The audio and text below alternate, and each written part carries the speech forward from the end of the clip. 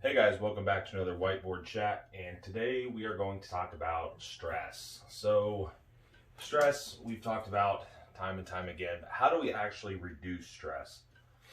Um, what are some things we can actually do to reduce stress? Okay, we all know we need to reduce stress. We know why we need to reduce stress. We know how it interacts with different body systems and all the negative consequences, but how do we actually reduce it? All right, so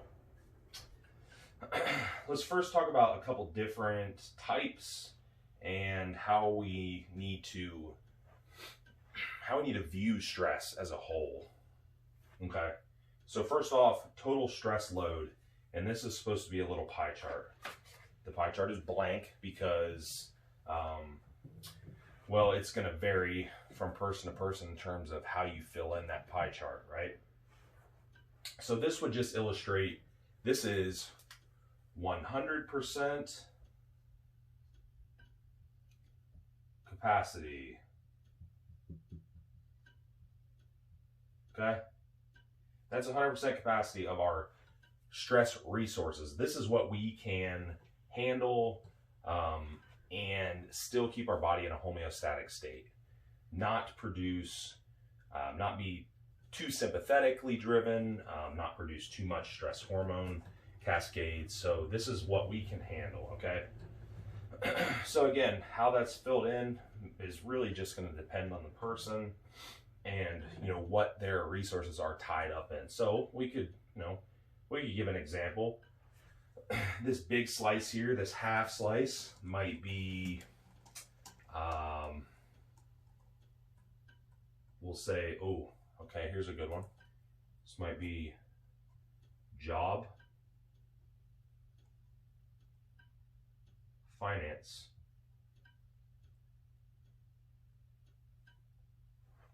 That could maybe be family, relationship, or something, right? You're at your job a lot, at your job all day, right? I mean, a lot of the time is spent at your job. So if you are in a constant state of even low grade anxiety or low grade stress or high grade, medium to high grade, you're constantly utilizing stress resources all day at work and during your job. Okay, so you can burn up, we're burning up half of our pie chart there. We have gym or training. Okay, pretty stressful, right? We have home. Our home's not bad. Home's not bad, but we're a little stressed out about the job. The finance part adds a little bit of stress at home. All right, and then it's maybe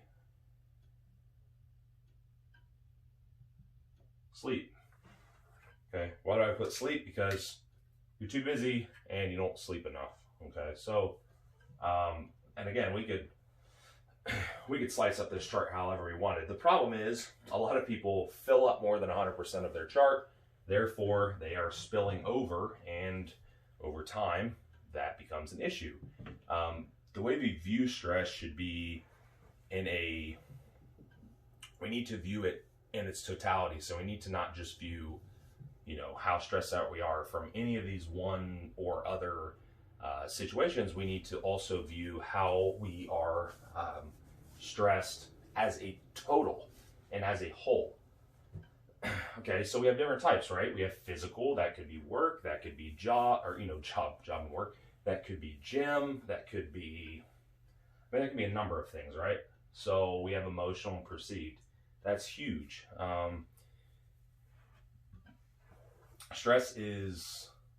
The majority of stress is perception. So, if we perceive everything as stressful all day long, we're constantly in this like low to mid grade anxious state, constantly kind of stressed out, so on and so forth.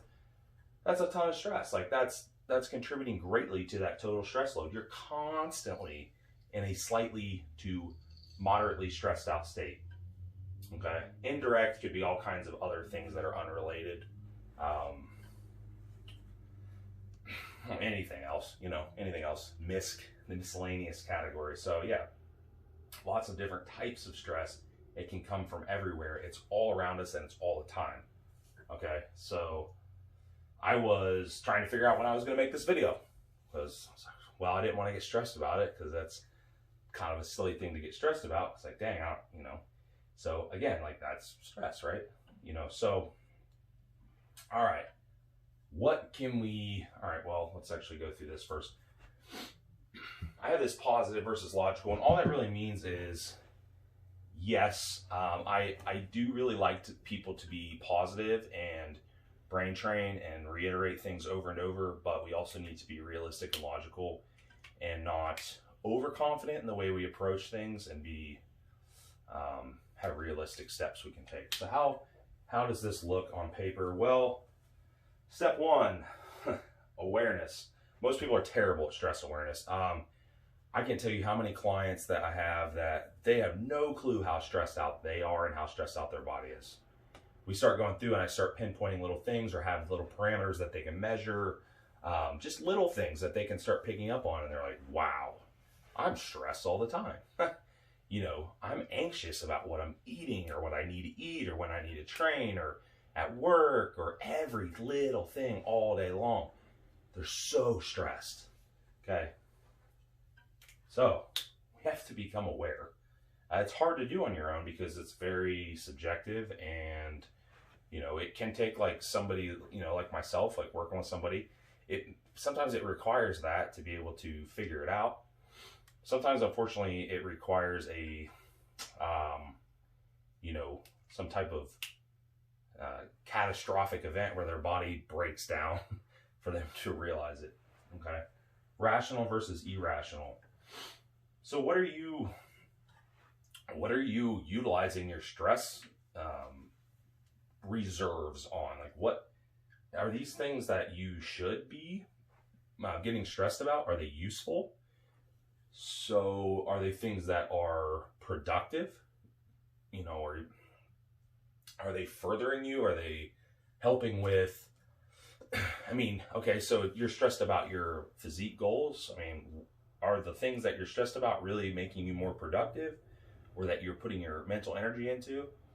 I don't even say stress, we could say just mental energy, because that is stressful. It's exhausting and it does utilize resources. Or are they irrational and things they're just completely useless? They're just burning you up and it's pointless. Okay, so we need to decipher between the two and really take inventory. Like, oh, wow, here's my day. We split it up. We write down on one side rational versus irrational. Well, if your irrational list is pretty long, but again, that's hard to do because that's you being objective, which is difficult, when you're talking about yourself. Okay, so it can take someone else to do it. Like I have people, clients and stuff, when they go and talk to therapists and things, just because they're not crazy, they don't have what I would consider, and again, I am not a licensed therapist, but they do not have things, that would be maybe considered a clinical psychiatric issue, but they do have, they do have a hard time figuring this stuff out and like really sorting through all of this. Okay. Acute versus chronic. Yeah, just as it sounds, like, are these stressors, is it a big stressor? Like, a lot of the time, small versus large and acute versus chronic. Like, a lot of the time like, occasionally have these big stressors, right? Something unforeseen comes up, it's a big stressor. But that's generally not all the time that's happening. The ones that are often more problematic are these, small and chronic, because they're small, you're not aware, they're irrational, and they happen all the time. It adds up. So it's really like small, chronic, irrational, boom. You're unaware because they're pretty small. They happen often, probably a waste of your resources. And it's like all the time, okay? It just drains you, okay? So, yeah, figuring out, deciphering between those two things, right? So low-hanging fruit, stuff you could fix. Well, that's stuff right there. I mean, that's without really doing anything in your life. You're not changing your routine. Obviously, like major stuff, you're not sleeping. Yeah, you need to fix that. But you know, this is literally just you perceiving things a little bit better, and also just taking inventory and not wasting your mental energy on things that aren't really that important. That's the majority of your stress right there. You do that, you work on that, you take inventory of that, write it down if you need to, whatever. That's going to greatly reduce stress load. Boom, right off the bat. For most people, that's enough. That fixes it. They're good. They're in a pretty homeostatic state. Their pie chart looks pretty good. Okay. And you don't have to use 100% of your pie chart. We could use less, right? That's not a bad thing. Okay. So, because then we might have those like unforeseen things that might take up a little bit of extra, but our body is able to do what it needs to adapt, right? So that's probably pretty much your low-hanging fruit. Now, perception and brain training, yeah, like I said, learning how to perceive things. Again, positive versus logical. Looking at your impact, being aware, rational versus irrational. Like, these are the things that will determine that, okay? Especially if it's something that you're stressed out about often. So you have this, few things that you're stressed out about often. You're a bodybuilder, it's like planning your macros. I literally had this with a client, and we even talked about it because she's a coach and she's knowledgeable, and she might watch this, but she didn't even realize like how stressed out it made her. Just figuring out what she was gonna eat. It wasn't like a bad thing. She didn't really have this. She just had this like relationship with her macro calculating that did just cause stress, right? Figuring it out, calculating it, maybe wanting to change it too often, and it just interrupting the schedule because she's busy. So it's like, all right, let's eliminate that. Let's fix that. Let's change that. Boom. Huge stress lifted. Massive stress. Okay, so that's just, again, how we're perceiving. And it takes brain training. So you have to rewire a little bit. You have to kind of drill it into your head. And a lot of these times, again, it is these chronic small chronic stressors that are irrational, that we can clean those up and we can approach them differently because we've seen them a million times. We're doing it over and over, right? So we can change that, and boom, stress drops way down, okay? Because now every time you see this situation, you're able to handle it a little bit better. Even if even if it's handling it 50% better, okay? Well, if you do that 5 times a week, well, that's a lot of percents, right? So there you go. And now we have down here disruption in internal mechanisms, vicious cycle, okay? Well, what happens when we get chronically stressed in our bodies to the point where our adrenal glands and our nervous system and all these systems involved in coping aren't able to do so? We cannot cope well.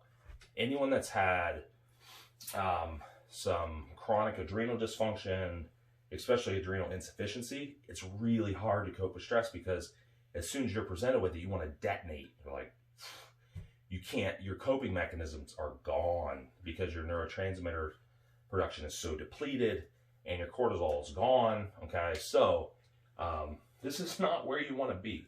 This makes your situation much, much harder. That's not that you cannot fix these things, but it definitely makes it more difficult, right? Now, generally, people that are here, they also have other things going on, like overtraining, undersleeping, all those other things. So, there's a lot of stuff wrong. So fixing a little bit here and there is going to make a big impact. So again, you start to deplete neurochemicals. We also have this chemical oxytocin, or called the love chemical. That's a great one. So anything social, anything that you enjoy, anything like cuddling with your animals or your significant other or whatever, petting your cat, like any of that stuff will interact with oxytocin, which interacts with your sympathetic and parasympathetic nervous system balance. Okay, so these are things that we want going on. What do we not want to do? A good one. Okay, we don't want to cope with stress by adding more stress. Okay, so if you're chronically stressed and we know we need to lower stress, what are we not going to do?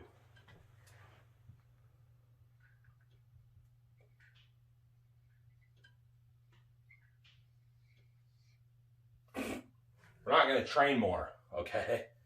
We're not going to train more. Training is great. Exercise. So exercise has a lot of support in terms of stress management, neurochemical balance, all these things, okay?